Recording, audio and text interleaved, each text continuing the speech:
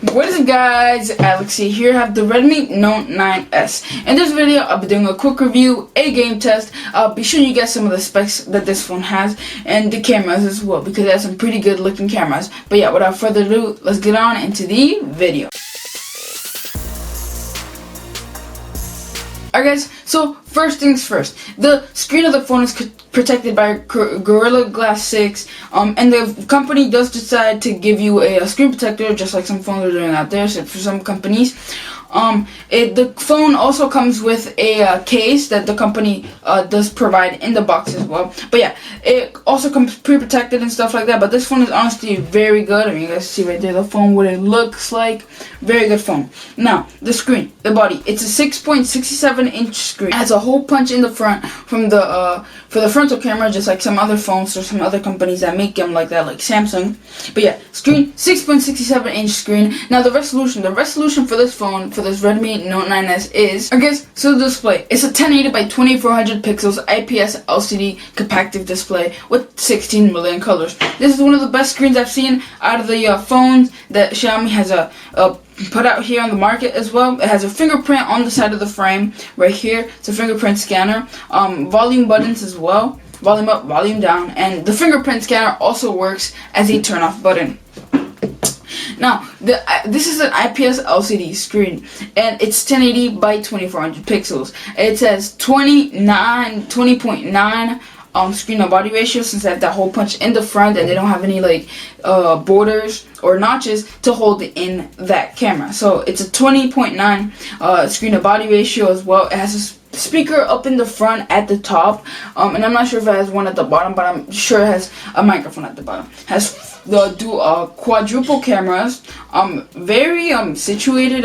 It does feel weird when you hold it. If you're gonna take a picture like this, you do have to watch out for your finger. Your finger might cover up the cameras as well. But yeah, other than that, the phone looks pretty good. Alright, let me talk about the CPU. The CPU is a Snapdragon 720G, a good CPU for gaming. Now I'm going to talk about the battery a little bit later on, because this phone does get hot a little bit when you're playing some games.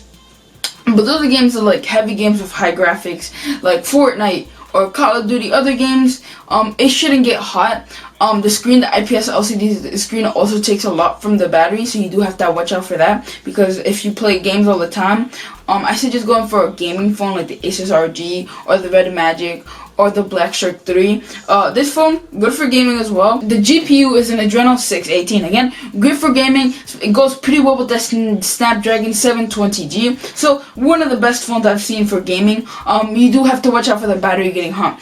Now we're talking about the battery. The battery is a non-removable 5020 milliamp hour battery. So it's a pretty big battery, bigger than the Note 10 Plus.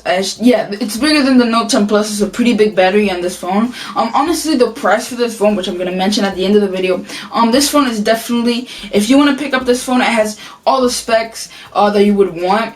It has Android 10 as well. I know some people like iOS better, but this phone is honestly so good. Good battery, 4 quadruple cameras. Good cameras as well. This camera, I'm going to talk about them in a second. But yeah, this phone is good for gaming as well, if you like doing gaming on the go. But yeah, this phone is very good for gaming. Now, the battery, again, 5020 milliamp hour battery, bigger than the Note 10 Plus. And bigger than pretty much from the Note 10 Plus down, Samsung phones. It's bigger. And it's not bigger than the Blackshark 3 Pro, but it's bigger than the Blackshark 3 regular, or 5G. Alright, now the cameras. It has, again, as I said, quadruple camera. So the 4 cameras in the back. It has a 48 megapixel camera, an 8 megapixel camera, and a 2 megapixel camera. And I think it has another 2 megapixel camera, but those are wide, ultra wide, telephoto, and depth sensor. I recommend always using the 48 megapixel camera, because it honestly takes some pretty good looking pictures. I'm sure you get some images or not of the picture that this phone takes as well. Now, a selfie camera is not that good, but it's good for the price of this phone. The selfie camera is a 1080 and it shoots at 30 FPS, 16 megapixel camera, and I think it is a wide camera. The selfie camera is a wide 1080 and it shoots at 30 FPS wide camera. So, frontal camera, very good. Screen, very good on this phone. This phone, honestly, one of the best phones. It has a USB Type-C at the bottom. It has 2 speakers. And I think when you're watching videos, the speaker up at the top from when you're in a call links up with the speaker at the bottom. And you can actually watch the video louder than we're just having the speaker at the bottom. And it has an aux cord, or a 3.5mm headphone jack. Because a lot of phones now don't have headphone jacks, like the S20 Ultra, the Note 10 Plus, the iPhone 11 Pro Max, iPhone XS. iPhones from 7 to the latest iPhones don't have headphone jacks. Samsung's from Note 9 all the way up to the S20 don't have headphone. Well, S10 Plus don't have a headphone jack, but the Note 10 Plus does have a headphone jack. Note 10 Plus doesn't have a headphone jack, sadly, because it's a pretty good phone. But in battery wise, this phone beats it. The battery, 5020 milliamp hour battery. Pretty big battery for your buck.